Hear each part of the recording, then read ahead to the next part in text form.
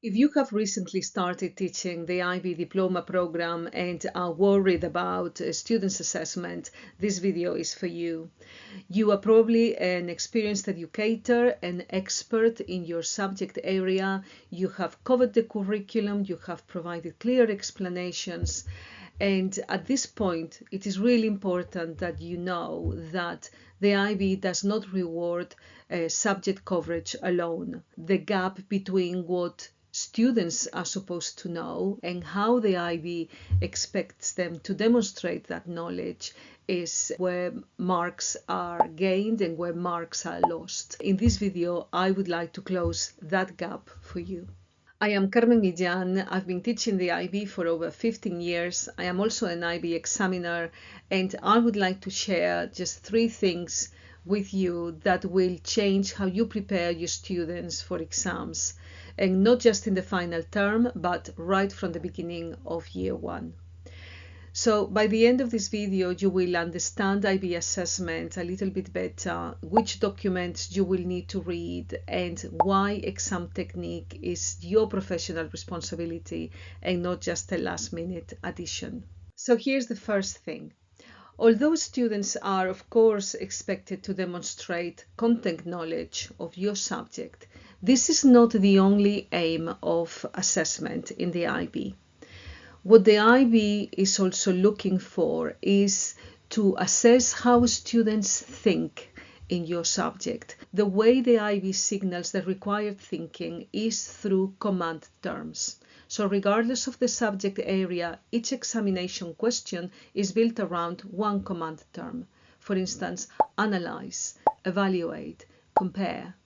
And these command terms require a specific cognitive demand. And the mark scheme is actually written to reward a response that matches that specific cognitive demand. So for instance, a student who describes when they've been asked to analyze will lose marks, even if the information provided is factually correct. It is really important that you teach your students right from day one what these command terms mean and the kind of answer, the kind of thinking that is expected. Model what a strong response to evaluate looks like, or a justification. Show them the difference between describing and evaluating. And as you can see, this is not just revision work, it's actually foundational teaching. And I'll show you exactly where to find the language the IB uses to describe that difference, and is coming up in the next section. The IB gives you 3 really valuable documents to guide and support the teaching and assessment of your subject. Most new teachers have probably read one of them, which is the subject guide.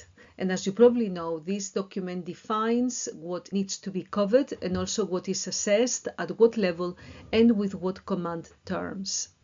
There is a second document, which is the mark scheme. So for each assessment component, the IB publishes a mark scheme, and this document shows you how the IB rewards responses for that particular component.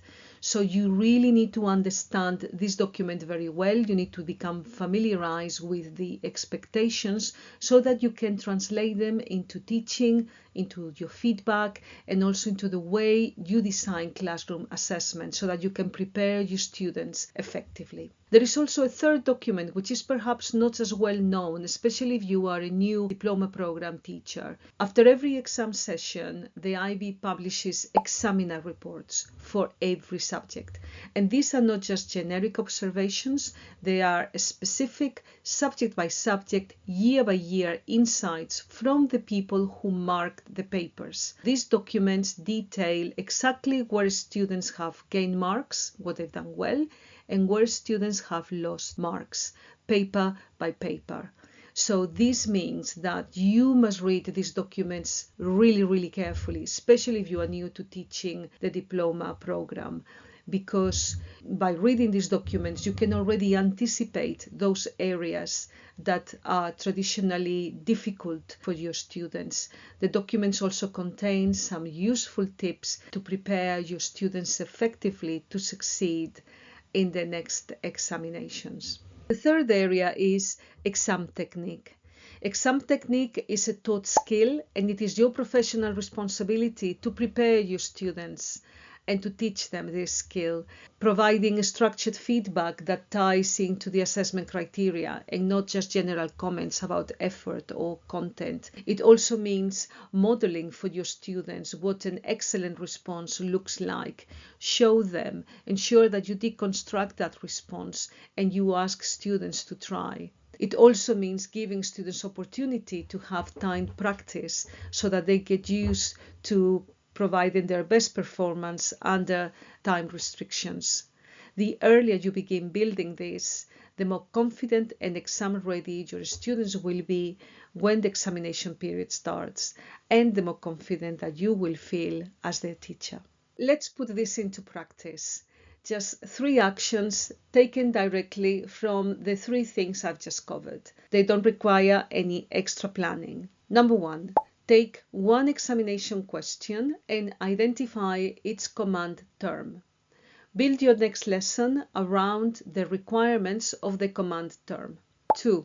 Get the most recent examiner report for your subject. Identify one area of examination technique that you would like to focus on.